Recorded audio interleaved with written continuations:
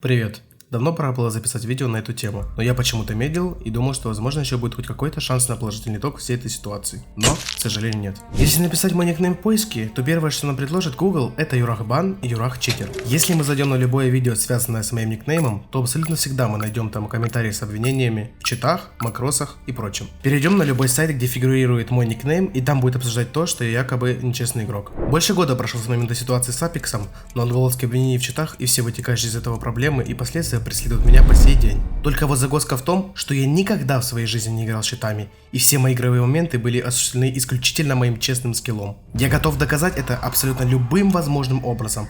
На любом лане, на любых девайсах, на любом ПК. Я абсолютно чист, скрывать нечего, и бан в Апексе мне выдали без какого-либо основания, без какой-либо причины и без каких-либо доказательств. Ситуация вопиющая, мою репутацию уничтожили, а все, что я делал, так это играл лучше, чем остальные. На 120! Но! Есть! Этим видео я хочу полностью рассказать вам мою историю, о том, как справедливость не восторжествовала, о том, как люди, которые имеют большую аудиторию, могут разрушить твою карьеру, Okay, he's cheating. о том, как я пытался изо всех сил доказать всем, что правда на моей стороне, но все безуспешно. Сегодня я расставлю все точки над «и», полностью расскажу историю моего бана в Апексе и предоставлю абсолютно все пруфы, которые свидетельствуют о том, что истина на моей стороне. Все слова будут подкреплены фактами. В описании к этому ролику будет добавлен файл, в котором находятся все скриншоты, переписки и прочее. В отличие от стороны обвинения, я могу предоставить доказательства. Ну что же, начнем.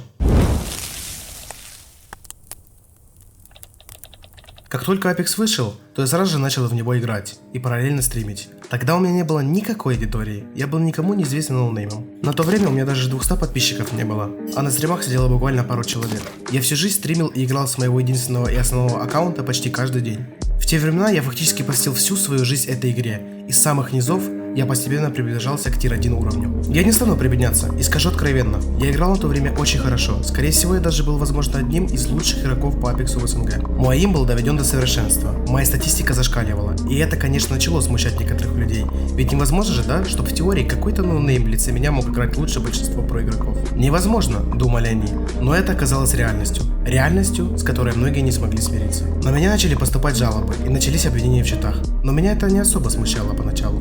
Ведь нет лучшей похвалы для сильного игрока, кроме как обвинения его в читах. И это было правда забавно до поры до времени, но тогда я даже в теории представить не мог, чем не вся эта ситуация обернется. Я играл, как вы уже поняли, на очень высоком уровне. За очень короткий срок я ворвался на тир-1 уровень Апекса и начал наводить там серьезную шумиху. Местные киберспортсмены были поистине в фрустрации от моей игры. И не подумайте, что я тут сижу и восхваляю себя, просто необходимо объективно пересказать вам минувшие реалии, дабы у вас перед лицом была полная картина всей ситуации. Надеюсь, вы понимаете это. Я показывал высокий уровень на пабликах, играл постоянно скримы и участвовал в маломальских турнирах. Вот, например, мы выиграли турнир на $500, и у нас брали интервью. Hi guys, how are you feeling after that match? Oh, it's a very good feeling for me. Обо мне потихоньку начали узнавать, и в какой-то момент на пике всех событий я оказался в трендах сайта Ликвидпедии. Это, если кто не знает, один из самых крупных сайтов по киберспорту. Уже тогда начались обвинения в читах, но я закрывал на подобные глаза и просто делал свое дело в надежде на светлое будущее. Потихоньку я начал набирать какую-никакую аудиторию. Кто-то был в восторге от моей игры, кто-то до последнего считал, что я читер, кто-то сомневался в мне. Вот человек, например, зарекался съесть свой носок на лане, если кажется, что я играю без читок. Но как вы, наверное, догадались, он этого делать не стал. В конечном итоге я пришел к тому, что обвинений в читах становится уже слишком много, и я пытался как-то доказать людям, что их суждение обложено. Я включил вебку и показывал, как двигаю мышкой. Показывал всю ту же игру, но вопросов ко мне меньше не стало. Обвинений становилось все больше и больше. Палки в колеса начали вставлять с небывалой интенсивностью. К моему сожалению, я уже никак не мог бороться с этим, и силы зла начали давать свой результат. Как итог, меня попросту не допустили на турнир и написали, что я читер и имботер. В качестве доказательства мне предоставили ровным счетом ничего. И я вам напомню, что на тот момент я еще не получал бан в Апексе. Фактически мне просто запретили играть турнир просто потому, что кто-то наныл. В какой-то момент я уже осознал, что по отношению ко мне разворачивается самая настоящая серьезная травля. Стримеры от малого до великого требуют меня забанить, и никто не верит, и по этому поводу я обратился к Эрику Хэвиту. Это комьюнити-менеджер киберспорта в Апексе. Я расписал ему ситуацию, попросил как-то помочь мне со всем этим, спросил у него, как мне вообще доказать всем, что я чист, и он мне ответил, что не надо переживать, у них супер-мега античит на турнирах, покажешь себя на ланах, все будет нормально, и беспокоиться не о чем, если ты играешь без читов. А вон там скоро турнир на носу, заявишь о себе и все будет у тебя хорошо. Звучало обнадеживающе, и показалось, что и правда переживать не стоит. Но не тут-то было. Тут, дамы и господа, мы и подходим к той самой точке невозврата. Это были скримы. Я попался против Матафи, и в очередной раз убил его. Хорошо. Закидывай туда мой молик впереди, Юр. Мой молик впереди. Хаешка. Осторожно. По голове дал рефлект. Рефлект на ВП. Осторожно, осторожно. Нок. Хорошо. Нок. Ходит. Толпу килимся. Ебать, я его убил. Сейчас опять будет говорить, что читеры, блядь. Однако ликовать долго не пришлось, ведь это был тот самый судный день, день после которого моя карьера в качестве проигрока Apex Legends была окончена. 23 февраля 2020 года Мотафи отказывается верить в то, что кто-то может играть лучше, чем он. Выкатывает пост в Твиттере, где пишет, что я руиню игру людям, подразумевая, что у меня читы, что я не должен играть даже паблики, а я вот якобы играю читами аж на голых скримах и отмечает людей, ответственных за киберспорт в Apex. В ответ на это лид-дизайнер Respawn Чин Чен Чонг пишет, что после долгих раздумий и изучения множества улик мы решили забанить этого игрока. И как вы уже могли понять, в тот же день мне прилетает бан. Однако никаких улик и доказательств не существует. И на резонный вопрос о том, забанили меня основываясь только на клипах, Чин Чен Чонг пишет, что забанили не только по клипам, но он не хочет даваться подробности и что это ему не надо вообще. Но раз так, то в таком случае мы сейчас с вами просто констатируем факт того, что нет никаких доказательств, что я играл с читами. Более чем очевидно, что мне выдали бан вручную, а не античитом. Далее я вам это докажу. И дали мне его только из-за того, что Мотафи и ему подобные долго и упорно ныли и добивались моего бана. И все это только лишь потому, что я играю лучше, чем они. Когда я захожу в игру, то у меня выскакивает данная табличка, где написано «Учетная запись клиента заблокирована». Двоеточие.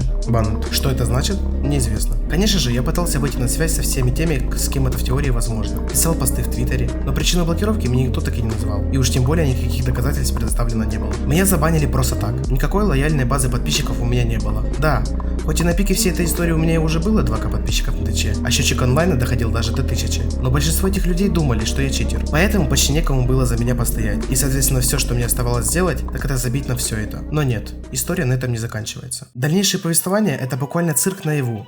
Меня разбанили.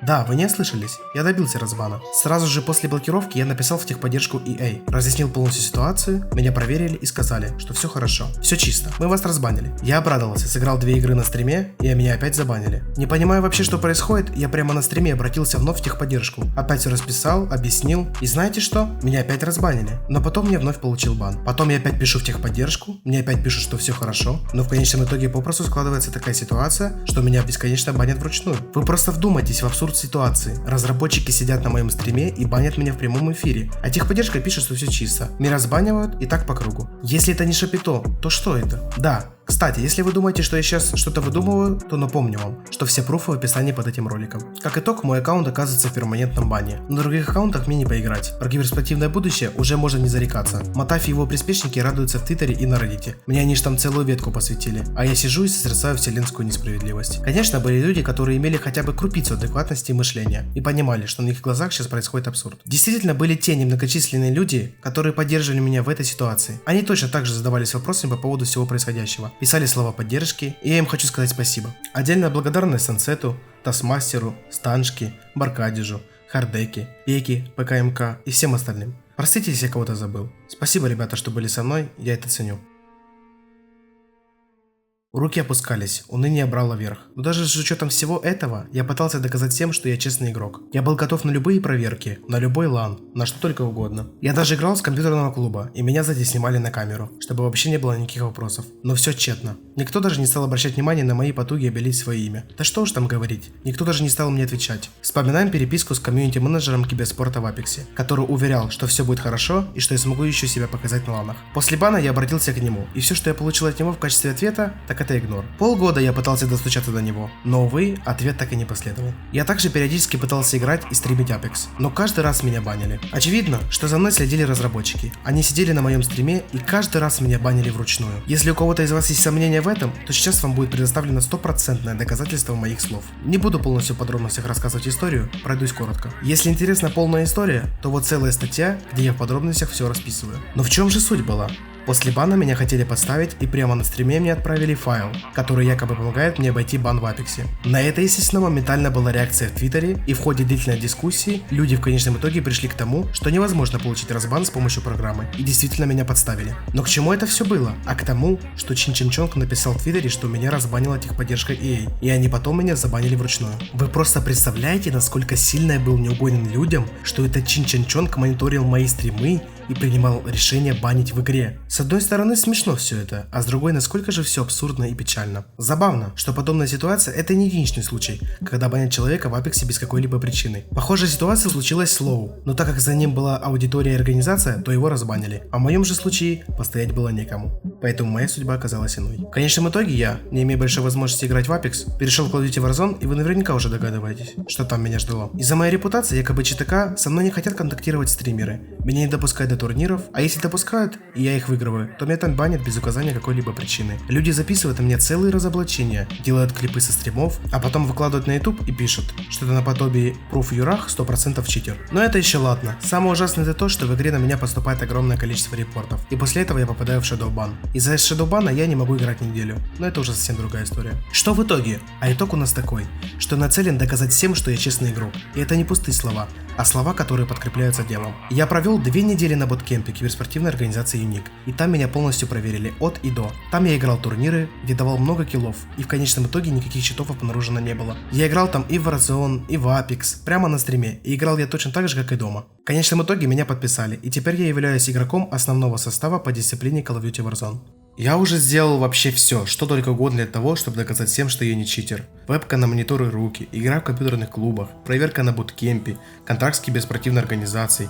Какие еще доказательства требуются, чтобы меня перестали обвинять в читах? Что я еще в теории могу сделать для того, чтобы с меня пало клеймо читера? Вопрос скорее риторический. Ведь я понимаю, что найдутся люди, которые вопреки всем аргументам, фактам и доказательствам будут все равно считать меня читером, и поэтому я хочу закончить свою историю словами героя одного культового фильма.